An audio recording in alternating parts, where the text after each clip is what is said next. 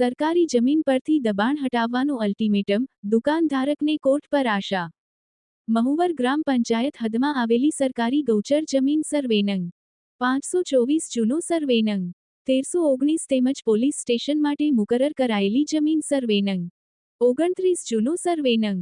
313 પર ગેરકાયદેસર રીતે ઊભી કરાયેલી દુકાનો સામે ગ્રામ પંચાયતે કડક વલણ અપનાવી કાર્યવાહીનો અલ્ટિમેટમ આપ્યો છે.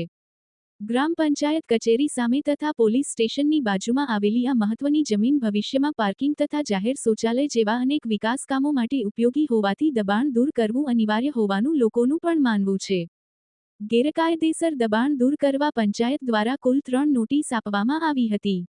પ્રથમ નોટિસ 6/12/2025ના રોજ આપી 7 દિવસમાં આધાર પુરાવા રજૂ કરવા સૂચના આપવામાં આવી હતી અને ગુજરાત પંચાયત અધિનિયમ 1993ની કલમ 105 હેઠળ કાર્યવાહી કરવાની ચેતવણી આપવામાં આવી હતી. ત્યારબાદ કોઈ પુરાવા રજૂ ન થતાં 16/12/2025ના રોજ બીજી નોટિસ આપી 7 દિવસમાં જમીન ખાલી કરવા આદેશ કરાયો હતો.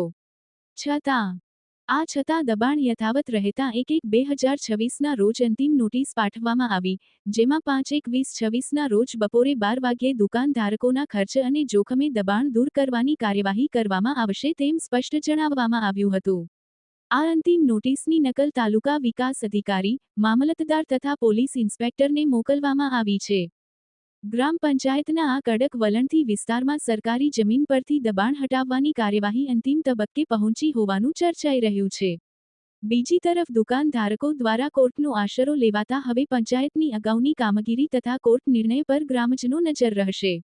હનીફ મંસૂર, ન્યૂઝ 14 નવસારી.